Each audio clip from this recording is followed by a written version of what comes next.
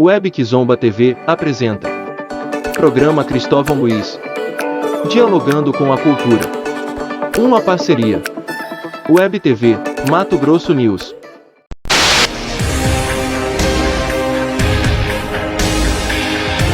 Arte, cultura,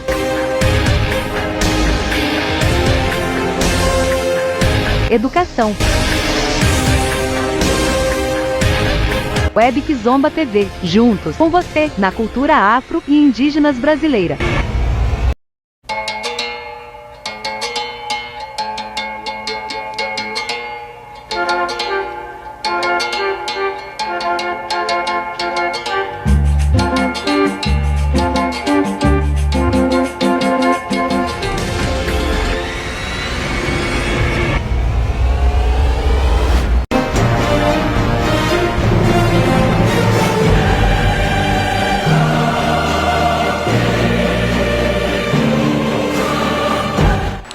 Eu sou Cristóvão Luiz, o timoneiro desse imenso navio chamado Web Kizomba TV, o canal da resistência viva em Mato Grosso. Nós temos a responsabilidade de preservarmos esse patrimônio material e imaterial da cultura afro-brasileira e indígena, da literatura, da filosofia, da história, da educação, da arte, pois acreditamos que todas as vezes que preservamos as diferenças culturais de um povo, nos tornamos seres humanos bem melhores do que somos.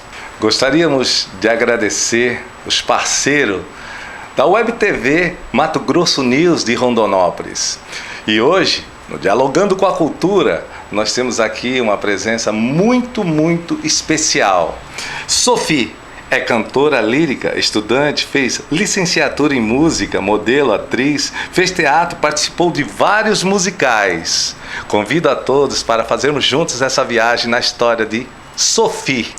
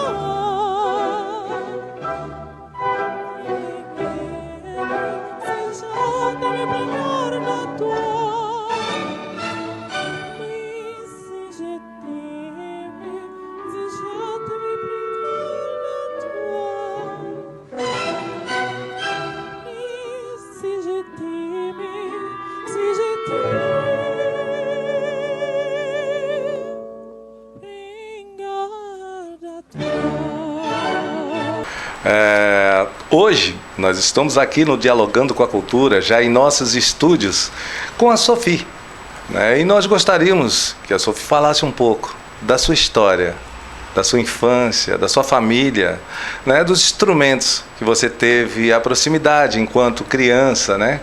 E assim, as pessoas, né, que você te inspirou.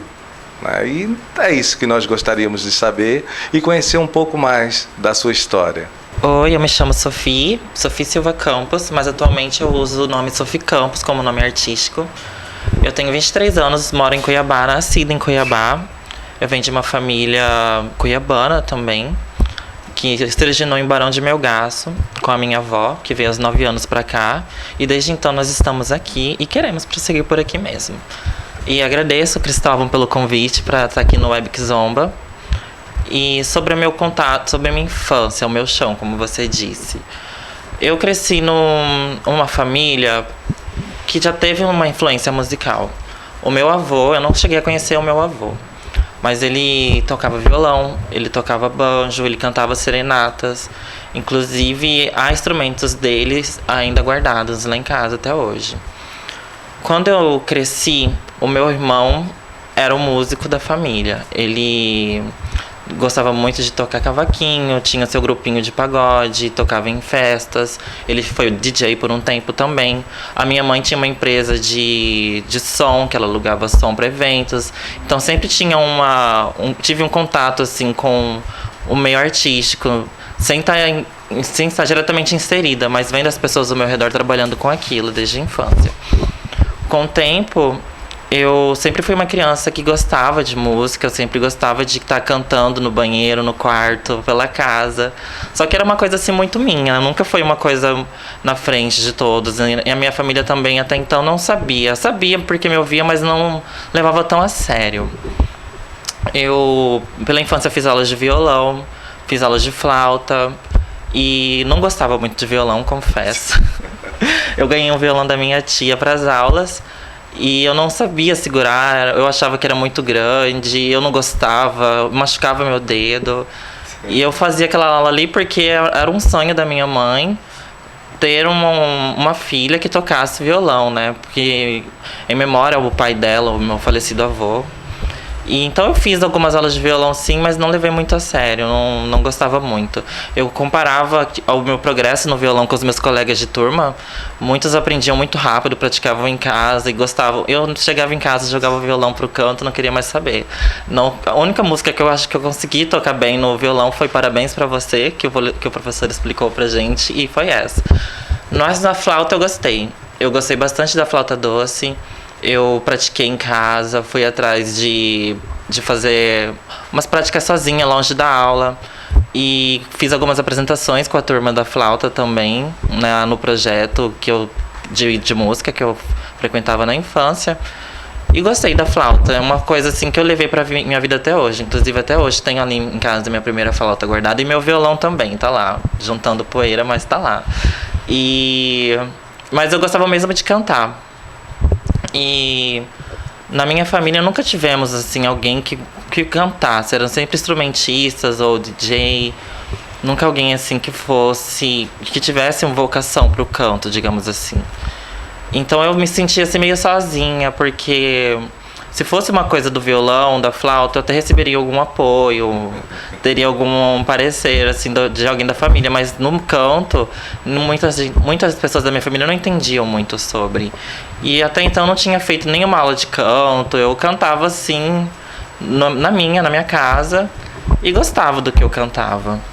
E com o tempo, nos projetos de música, como eu ia na infância, nas aulas de música, eu fui me soltando mais, fui conversando mais sobre música com os professores, fui cantando mais na frente deles e fui recebendo uma resposta positiva, uns encorajamentos.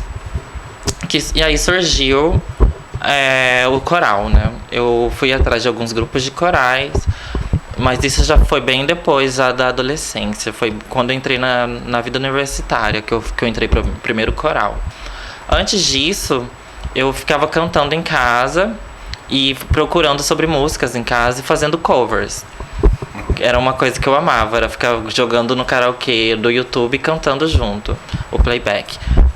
Bom, e com o passar do tempo, na infância, eu fui me conectando mais com a arte. Eu via que eu era uma pessoa assim que gostava muito desse universo da arte. Eu gostava da música, eu gostava da dança, eu gostava das artes plásticas, da pintura.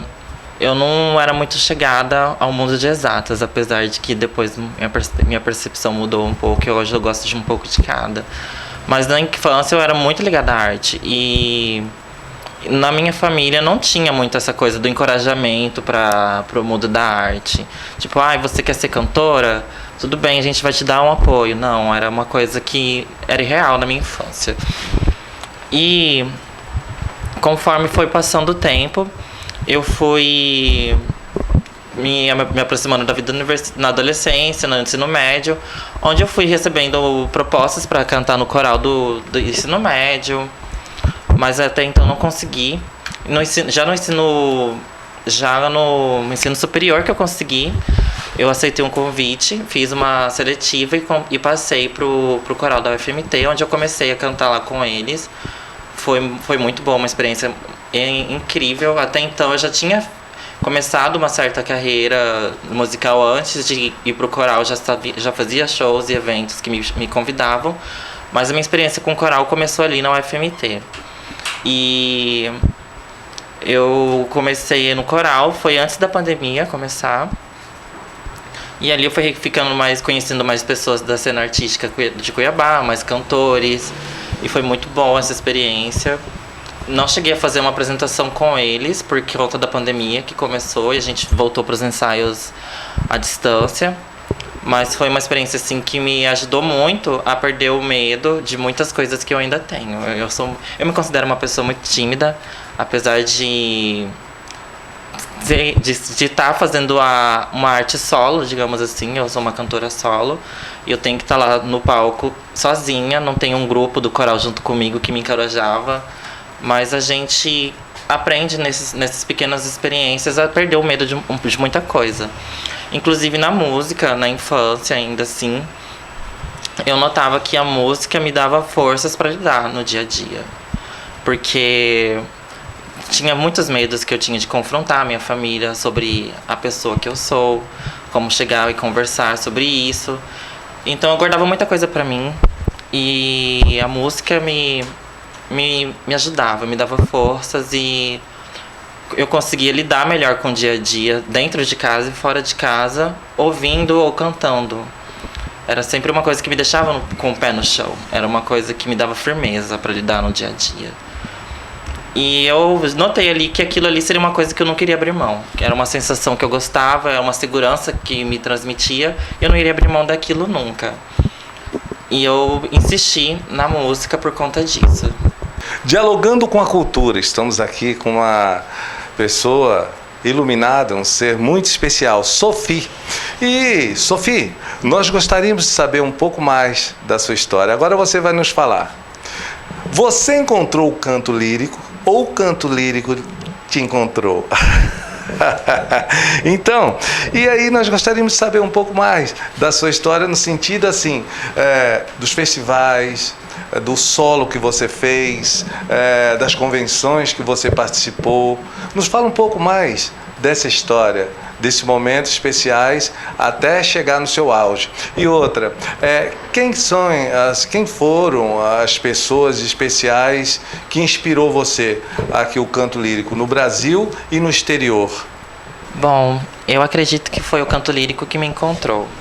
Na infância, nessas coisas de cantar no banheiro, pela casa, eu assistia muita TV na infância. Eu ficava em casa com meu pai, quando ele chegava do trabalho a gente assistia TV. E nesses intervalos dos programas que a gente assistia, passou uma apresentação do Luciano Pavarotti na TV. Eu acredito que eu tinha uns 11 anos, 10, 11 anos por aí. E eu vi aquilo, foi a minha primeira vez assim, que eu vi um concerto, digamos assim, mesmo que pela TV, foi a minha primeira experiência, meu primeiro contato com a música lírica e com a música clássica. E eu achei aquilo incrível, porque eu já gostava de cantar em casa, mas aquilo ali estava um pouco diferente do que eu costumava cantar. E eu não tinha computador em casa ainda, então as coisas que eu tinha que pesquisar, eu ia na Lan House, ou na casa da minha tia, que ela tinha computador. E para ir atrás desse estudo musical, eu tive que sair de casa para ir procurar meios para poder me conhecer mais sobre essa música. Até porque eu então não tinha conhecimento de saber que eu tinha que procurar alguém do meio musical para conversar sobre isso. Eu ainda era uma criança. E minha família ainda assim não levava muito a sério o que eu falava. Então eu comecei a ouvir música clássica mesmo, óperas, Luciano, etc. E comecei a reproduzir aquilo dentro de casa. Às vezes assim, mesmo sem ter um estudo prévio sobre a peça que estava sendo cantada, sobre o que eles estavam falando, mas eu ia reproduzindo o canto.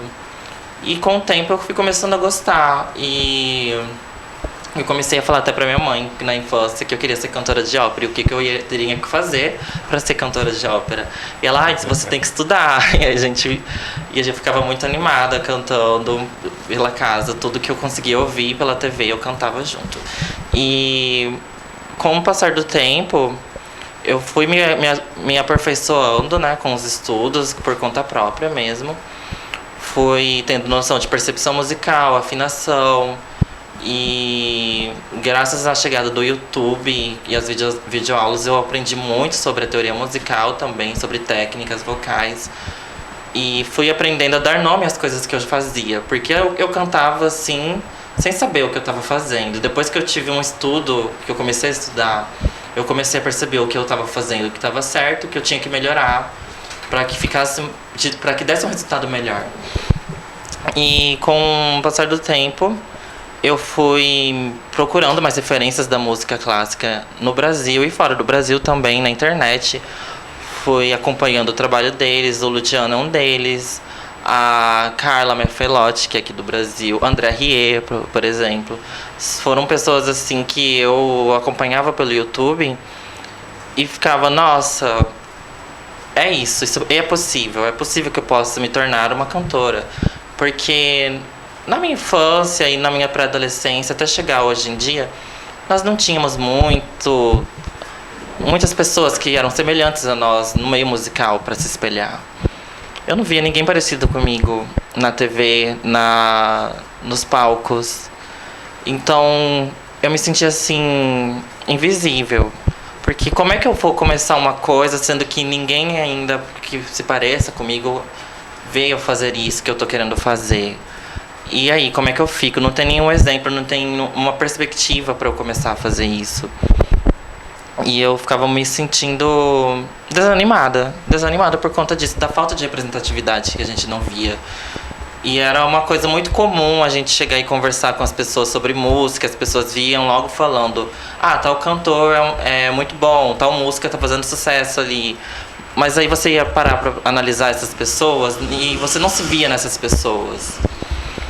E aí a gente ficava se sentindo desanimado, até porque então a música clássica aqui no Brasil ainda é um cenário que é pouco explorado pelo próprio brasileiro, apesar de termos grandes músicos que estão rodando o mundo com sua arte, apresentando sua voz.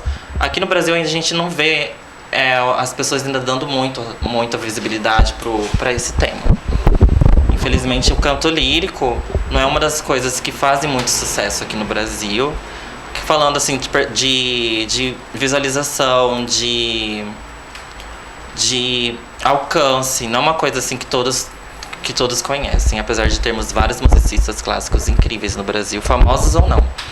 E eu comecei a fazer apresentações pela minha pré-adolescência, adolescência basicamente. Eu tinha uns 17 anos quando eu comecei a fazer música pra valer, assim mesmo. Eu comecei a cantar fora do quarto, fora de casa, pras amigas, seja em festinhas que a gente fazia, a gente juntava ali um som, um microfone, a gente cantava.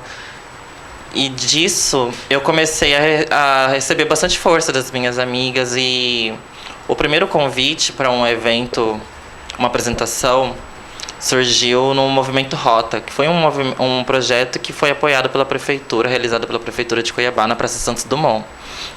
Eu não lembro agora exatamente o ano, mas eu fui convidada para cantar lá, e foi a minha primeira apresentação oficial, digamos assim. Foi o meu lançamento ali mesmo. Eu fiquei muito animada com o convite, muito nervosa. E comparado com todos aqueles estereótipos que a gente tem no dia a dia, eu queria chegar lá naquela apresentação e levar isso mesmo, do que as pessoas julgam de nós, das pessoas trans aqui em Cuiabá, que desacreditam muito do nosso potencial.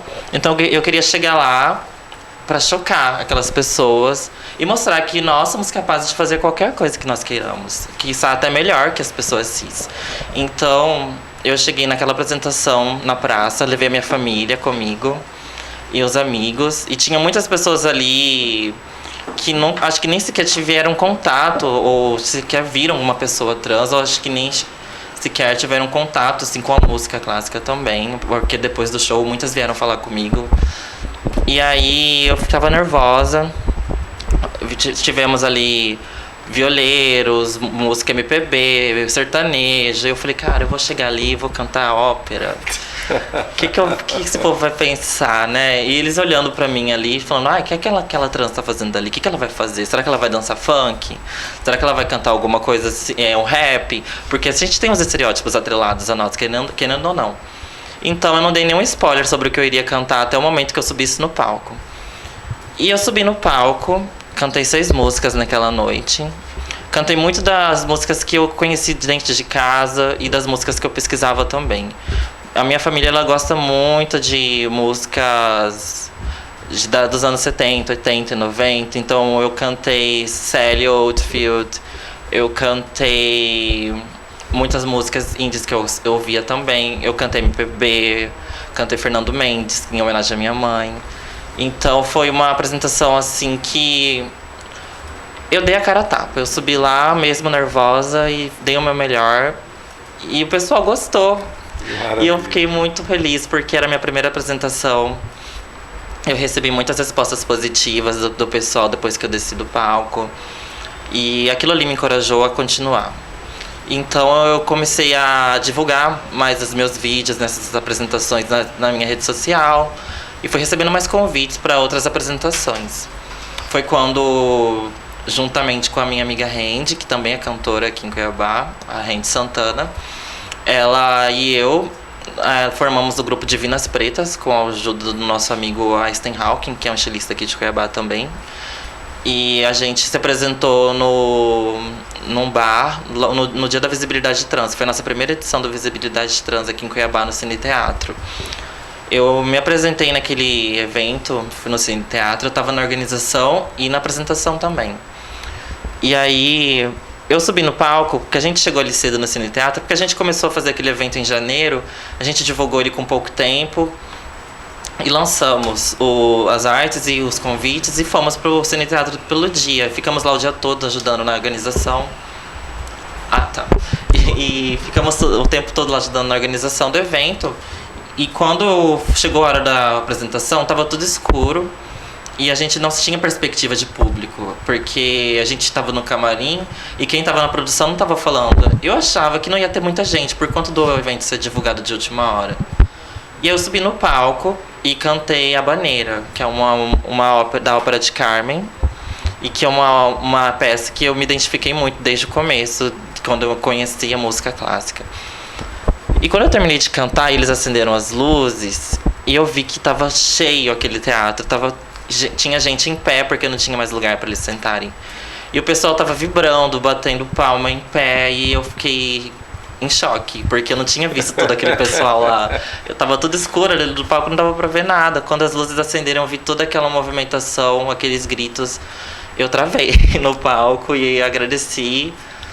E logo depois eu saí tremendo pro camarim e fiquei muito feliz. E dali que eu notei, foi aquele momento ali que eu notei que eu tava fazendo bem o que eu tava fazendo, que eu poderia fazer aquilo que eu tava sonhando desde a infância, de ser cantora, que eu tenho uma vocação para aquilo e que as pessoas ali acreditavam em mim também. Então não era uma coisa assim, nossa, mas eu não vejo ninguém como eu fazendo o que eu tô fazendo no cenário musical atualmente.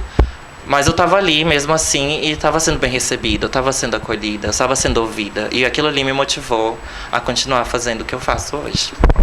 É um momento ímpar, especial. Estamos aqui recebendo a cantora lírica Sophie.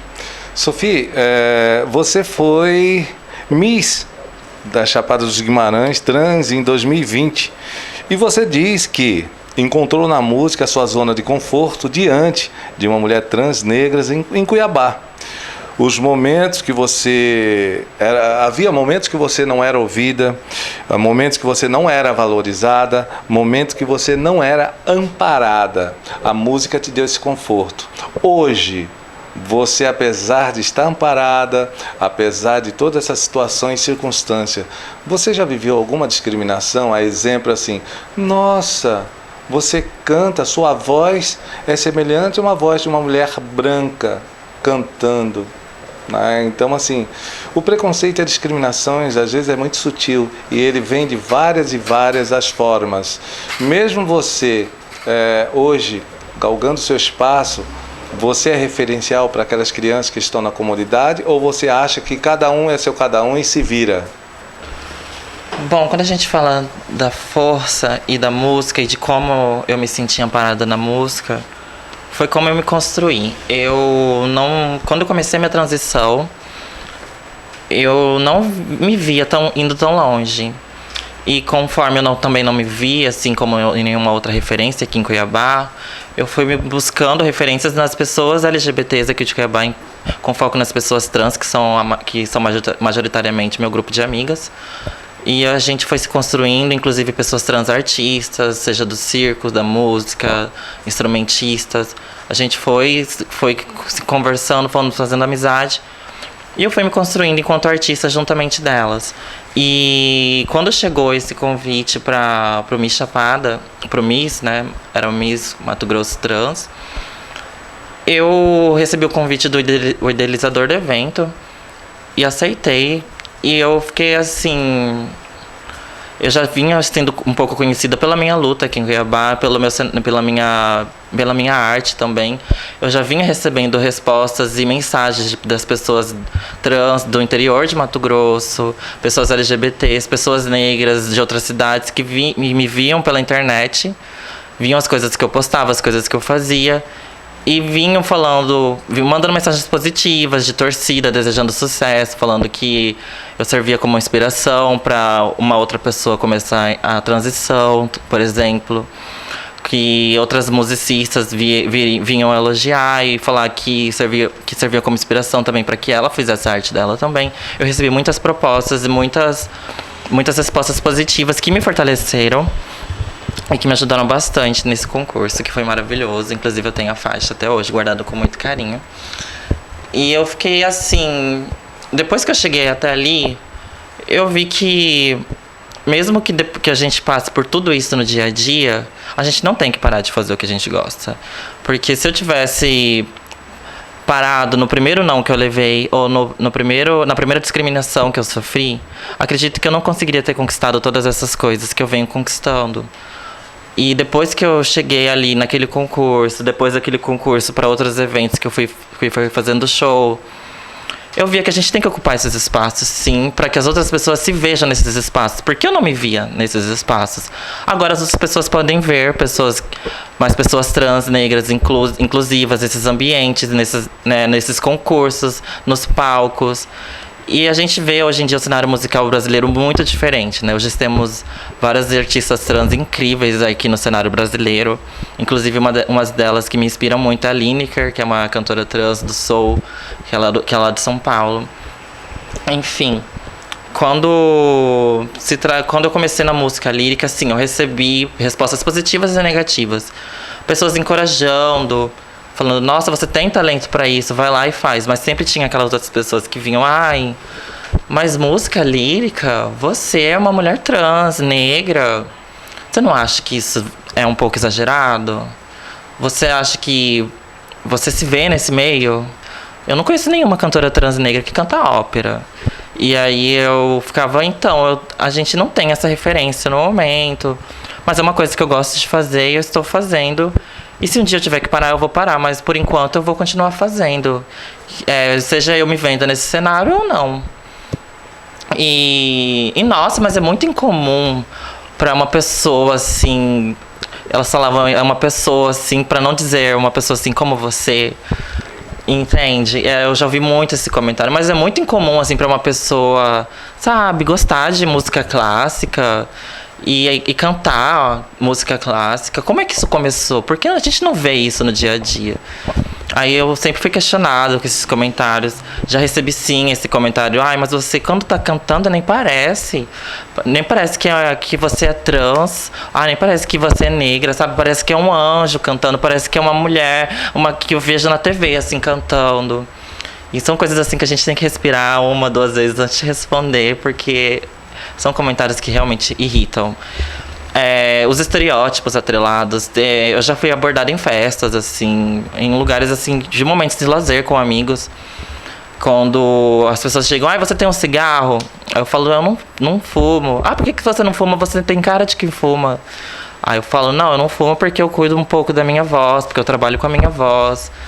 Aí as pessoas param pra pensar, tipo, então você canta. Aí a gente tem que chegar e desconstruir toda aquela pessoa. Mas ela já chega na gente com aquele estereótipo de que não, a gente não é capaz de quase nada, a não ser ficar alimentando esses clichês estereotipados que eles têm sobre nós. Porque nunca que uma pessoa vai me ver ali fora, na rua, no dia a dia, e vai falar, aquela ali é a Sofia, ela é cantora lírica. Não, ela vai já me jogar no estereótipo da travesti preta, que tá fazendo o quê fora de casa? Provavelmente tá indo fazer programa. O que ela canta? Ela canta, deve fazer alguma coisinha meia boca, não deve ser talentosa, não deve ter talento. E aí quando as pessoas chegam e me conhecem de verdade, elas ficam chocadas, a gente vê isso na cara delas. Elas chocadas com uma coisa que elas não esperavam, uma pessoa trans, negra, cantando ópera. Que é inesperado, como eles dizem, é uma coisa inédita. Mas é porque eles vivem numa bolha que naquela bolha ali não tem uma diversidade. Não tem uma pessoa negra, não tem uma pessoa trans, não tem uma pessoa que canta um nicho musical, não tem outra pessoa que canta um outro gênero. Então, quando elas veem alguma coisa que foge daquela bolha que elas vivem, elas ficam incrédulas, realmente. Mas a gente tem que continuar fazendo justamente para quebrar essa bolha, para tirar essas pessoas dessa zona de conforto e ver que há artistas cis, brancos e artistas trans, há pessoas trans na ópera, inclusive. Nós temos aqui, hoje em dia, uma cantora trans soprano que está na Europa, juntamente com uma escola de música lá, cantando ópera também. E é uma coisa que está acontecendo, é uma coisa que está tendo mais visibilidade. Hoje em dia, o cenário musical, apesar do Brasil não valorizar tanto os nossos artistas, nós temos ali pessoas que estão lutando, pessoas trans que estão lutando com a sua arte no dia a dia e estão sendo visibilizadas. Como eu disse antes, a música me encontrou e me deu força para que eu continue fazendo o meu trabalho e para que eu continue dando o exemplo também, porque eu acredito que se eu não fizer a minha parte, eu não vou conseguir chegar numa outra pessoa trans que talvez esteja ali precisando de um incentivo, talvez esteja precisando de uma referência, ou outra pessoa negra que está desanimada com o próprio trabalho artístico, com a desvalorização, com a falta de apoio. Então a gente tem que pegar tudo isso, eu pego tudo isso e transformo em força para lidar com tudo isso no dia a dia, para não surtar também, porque é difícil, não vou mentir. Eu confesso que para sair de casa hoje em dia eu tenho que ter um fone de ouvido com uma música tocando, porque é difícil lidar com os comentários do dia a dia, as buzinas, os assédios, a discriminação, os olhares. É uma coisa assim que pesa. E eu pego tudo isso e coloco na minha música, na minha voz. Quando eu subo no palco, eu sempre penso que eu tô subindo ali, mas é uma porta aberta para que outras venham comigo, outras pessoas venham comigo junto. E um dia, quem sabe, tudo isso melhore e a gente consiga sair no dia a dia, fazer nosso trabalho, sem ter que ficar ouvindo esse tipo de comentário, sem ter que lidar com essa discriminação. E consiga fazer nosso trabalho sem que as pessoas desacreditem em nós. Mas a primeira pessoa que tem que acreditar é nós mesmas, com certeza. Eu acredito em mim, eu acredito no meu potencial, eu acredito no meu trabalho. Primeiramente, eu acredito em mim, para que depois as outras pessoas possam vir a acreditar em mim também. Porque a música é uma coisa muito sentimental. Se você canta por cantar sem sentir nada, você não vai estar entregando uma coisa muito boa. Talvez você não vai cativar as outras pessoas que estejam te ouvindo. Mas quando você acredita em si mesmo e canta com o seu coração, canta com a sua força, com a sua vivência, aí sim você consegue transmitir para alguém o que você está passando, o que você está sentindo e o que você quer que chegue até ela. E é isso que eu tenho dentro de mim quando eu falo da música. E é isso que eu tenho dentro de mim quando me convidam para esses espaços, com palestras, seja para concursos, para dar para uma fala. Eu sempre levo essa força junto comigo para que as outras pessoas vejam que a gente pode ocupar todos esses espaços, a gente pode fazer o que nós queremos fazer. E tem muitas pessoas aqui que são julgadas, tipo, mas olha, ela é negra, da periferia. A gente não tem que dar muita visibilidade para ela. Tem pessoas que saem da periferia e fazem coisas incríveis. Eu tenho amigas trans, por exemplo, a Lupita Morim, que é minha amiga cientista política na UFMT, e ela dá um show ela é palestrante, ela é professora, ela é dançarina, ela é coreógrafa e pesquisadora. Então, o que falta realmente é oportunidade, porque as outras pessoas já estão cansadas de ficarem se colocando nas margens da sociedade, de ficar levando esse rótulo de que a gente não é capaz de muita coisa. Nós somos capazes de muita coisa sim. O que falta é um voto de confiança e uma oportunidade. É um prazer imenso, dialogando com a cultura. Estamos aqui com a Sophie. Só para lembrar, Sophie, Lupita é maravilhosa. Em 2013 ela passou por aqui, onde nós desenvolvemos um trabalho com expressão corporal afro, ritmo dos tambores. Nós temos uma companhia que se chama Aioluá, são 27 anos de história. Companhia de Teatro e Dança Aioluá. E ela vinha da Várzea Grande e participava conosco, né? Então, assim, muito axé para a Lupita, onde quer que ela possa estar, que Oxalá possa estar iluminando. Mas eu gostaria de saber, nós gostaríamos de saber, Sophie, se nós tivéssemos uma educação de qualidade da pré-escola à universidade, respeitando essas diferenças culturais que compõem o nosso país, será que nós não teríamos outras cantoras negras, líricas, cantores, trans, assim, com um sossego maior, com referencial maior dentro aqui, já que nós somos 53% de afrodescendentes. Então, se você tivesse essa qualificação da pré-escola à universidade, não seria mais fácil você reencontrar esse referencial afro dentro da música lírica, apesar de que é europeia, mas se você está no Brasil, é 53%, 54% de afrodescendentes. Então você teria que ter um percentual de negros ali. Com certeza. Você entendeu? Então eu creio que se nós tivéssemos uma educação de qualidade da pré-escola à universidade, em sua opinião, nós teríamos outros cantores líricos, trans, dentro desse contexto de valorização dessa música lírica europeia dentro do Brasil? Com certeza, acredito que tudo vem da base mesmo. Se as pessoas fossem incentivadas desde pequenas e que tivessem essa aceitação maior da diversidade nas escolas, no ensino desde o primário, tudo seria melhor, fluiria melhor e as pessoas se sentiriam mais confortáveis para fazer o que gostam. Por exemplo, no ensino fundamental, a gente não consegue ver muitas pessoas diversificadas em algumas escolas e outras não. Nós não vemos muitas pessoas LGBTs assumidas nas escolas, porque a gente vê que esses acessos são privados para algumas pessoas. A gente está acostumado a muito ver as pessoas falando, mas se você estudar, você consegue, se você for atrás, você insistir, você consegue, mas não é assim. Não é à toa que a gente ainda tem um sistema de cotas para que pessoas negras consigam ingressar nas universidades por conta da falta de oportunidade que a gente tem e da falta de valorização. A gente fica falando, mas a gente tem tudo aí. As pessoas costumam falar, tem tudo aí, vocês não vão atrás porque vocês não querem. Mas aí a pessoa vai lá, tem o acesso vetado à saúde básica, uma pessoa trans, por exemplo. Tem acesso vetado à saúde básica, à educação, à empregabilidade. E aí como é que essa pessoa vai conseguir viver da mesma forma que as outras vivem? Porque nem tudo é igual para todos, com certeza. E a educação, se tivéssemos projetos, investimento melhor, e que se fosse uma educação mais abrangente, porque é muito limitado, tem muitas coisas que a gente não estuda dentro da escola e a gente tem que descobrir fora da escola, tem coisas que eles passam, mas até um certo ponto, e depois disso você tem que ir atrás, ou se especificar, ou então procurar mais livros. Mas acredito que se as pessoas tivessem um incentivo melhor, uma educação igualitária para todos, independente da classe, com certeza teríamos muito mais diversidade cultural no nosso meio hoje em dia, seja na música lírica, seja na MPB, etc. Mas, como nós sabemos, as pessoas hoje em dia elas ficam mais focadas em sobreviver, então muitas coisas são deixadas de lado.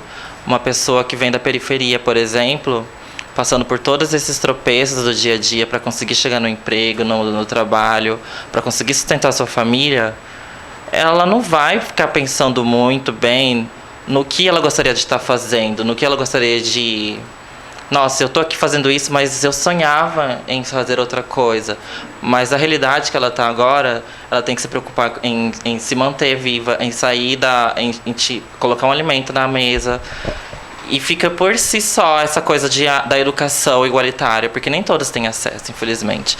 E quando a gente para pensar na acessibilidade à escola, a gente tem que ter um preparo. A gente tem que ter uma escola humanizada para receber todas as diversidades. Não é só uma escola que vai colocar lá bonitinho. Nós recebemos todas as crianças, todas as pessoas, mas você chega lá, temos uma educação que não sabe lidar com uma pessoa que seja diferente da outra, não sabe respeitar a pessoa conforme ela quer ser diferenciada, como, por exemplo, as pessoas negras e pessoas LGBTs nas escolas. A gente tem que discutir desde pequena a aceitação dessas pessoas nas escolas, como, por exemplo, os casos de racismo, que tem que ser discutido desde a infância, os casos de LGBTfobia também, para que essas pessoas cresçam e não fiquem cultuando o que foi ensinado dentro de casa para essa nova geração que está vindo. Porque muita coisa que as pessoas temem é falta de informação. Porque nós temos aí acesso a muita coisa, estudos, livros, mas muitas pessoas não vão atrás disso e acabam cultivando o que foi ensinado lá pelos avós, pelos tios, e isso se propaga na escola também. Muitas pessoas param de ir nas escolas por conta de não conseguir lidar no dia a dia com aquela diversidade. Então, já tem gente que abandona estudo porque, não consegui dinheiro para pagar a minha passagem, o meu lanche, para poder ir para a escola, ou então foi caçoado na escola por ser diferente, ou por ser pobre, o bullying também. E aí, se tudo isso fosse tratado desde a infância e não só ignorado, acredito que sim, nós teremos muito mais diversidade, muito mais representatividade, não só no cenário musical, mas também no cenário político e também no cenário da educação. Nós teríamos mais professores, nós teríamos mais pesquisadores, trans, negros, LGBTs, etc. Mas as pessoas ainda têm muito medo de ir atrás de conhecimento, que é uma coisa básica. Toda essa ignorância e arrogância poderia ser discutida se as pessoas parassem um pouco e se colocasse no lugar do próximo e fosse atrás de informação também, porque hoje em dia todo mundo tem um celular, um smartphone. Quem não tem, às vezes vai ter um acesso a uma biblioteca, que ela possa ler sobre outras vivências que não sejam só as suas, porque as pessoas acham que só porque você nasceu assim, as outras pessoas vão ter uma vivência igual à sua, vão ter as mesmas oportunidades que você teve, vão ter os mesmos acessos, os mesmos livros, a mesma educação, e isso a gente sabe que não é real. Então, sim, falta muita essa coisa de começar desde a base, discutir essas problemáticas. Certas coisas são tão importantes que precisam ser descobertas sozinhas. Dialogando com a cultura, reafirmando tudo aquilo que nós falamos em mais de 30 programas, no Dialogando com a Cultura, que é o respeito para com as diferenças. Então nós tivemos a oportunidade de falar sobre a educação, sobre a cultura, sobre o canto, juntamente com a Sophie. E falamos, que não é só a glória, mas tem os momentos difíceis. Mas os momentos difíceis também são importantes, porque sempre que caímos, levantamos mais fortes. Então a Sophie é uma cantora lírica que hoje a sua voz, a sua música é o conforto, é o seu acalento. Mas mesmo assim, ela continua segurando as lanças, continua segurando a sua espada. Feito Teresa de Benguela, Maria Quitéria, Lélia Gonzalez. E é dessa forma que nós estamos convidando a todos vocês para assistir junto conosco, nesse navio cheio de história chamado Sophie. Então, convidamos vocês com muito axé para ouvir e ver um pouco de Sophie nessa história.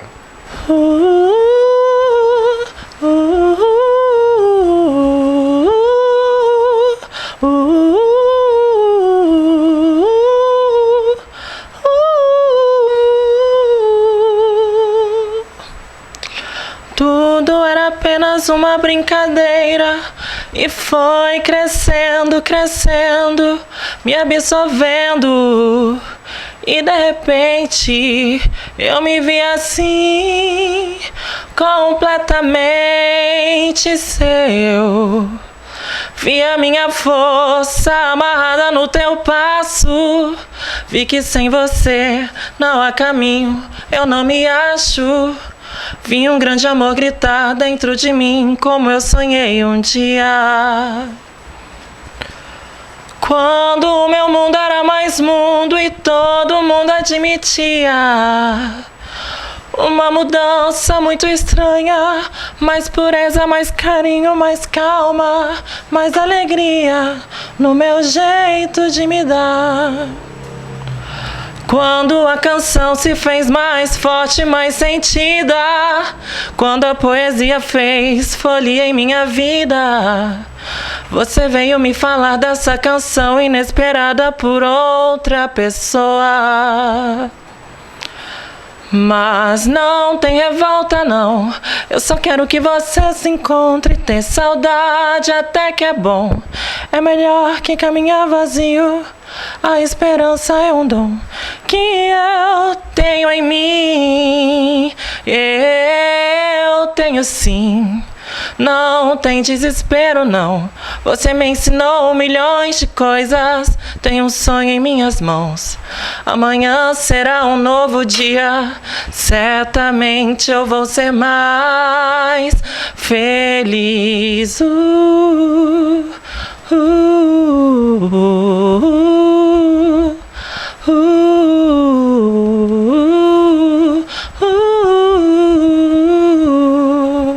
É muito gratificante estar aqui essa noite, com certeza. Eu sempre procuro me deixar disposta a estar nesses lugares que me convidam para poder discutir um pouco da nossa vivência, da nossa arte, porque a gente tem que ocupar esses espaços para falar, para que a gente consiga chegar a outros espaços, para que outras pessoas conheçam um pouco da gente e é assim que a representatividade começa, né?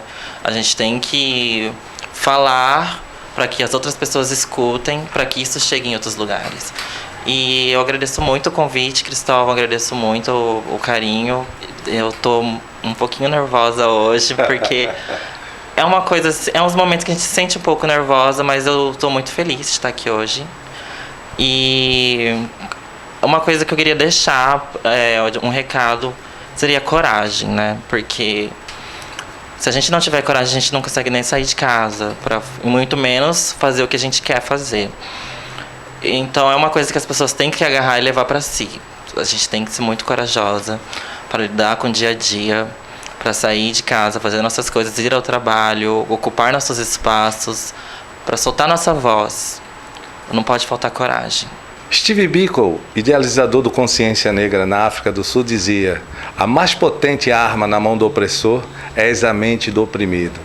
Então, nós somos resistência, nós somos luta, nós somos o que somos, homens e mulheres, né? Eu sempre digo, o homem e a mulher é o resultado do seu trabalho, e trabalhamos muito, dia e noite, para que possamos conquistar o nosso lugar ao sol. Hoje, é com imenso prazer que eu estou mandando aqui o nosso axé para os parceiros, né? Para os nossos parceiros da Web TV Mato Grosso News de Rondonópolis. Muito axé, muita luz para vocês. E essa viagem foi feita, essa viagem maravilhosa nesse imenso navio chamado Web Kizomba TV, o canal da resistência viva em Mato Grosso, a qual temos a imensa responsabilidade de preservarmos o bem material e imaterial que diz respeito à cultura afro-brasileira e indígena, à literatura, à filosofia, à história, à arte e à educação. Pois todas as vezes que preservamos as diferenças culturais de um povo, nos tornamos seres humanos bem melhores do que somos. Axé, espero emanar o nosso axé e receber o axé de vocês. They say there is a war between the man and the woman.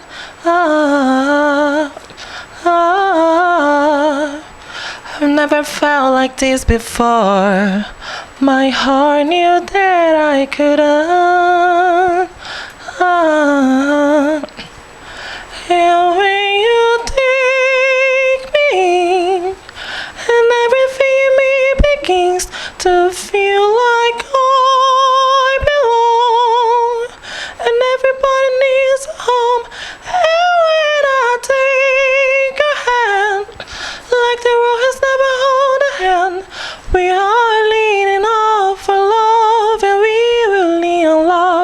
forever. I know I love you so. And when I learned the truth, how everything good in life seems to lead back to you.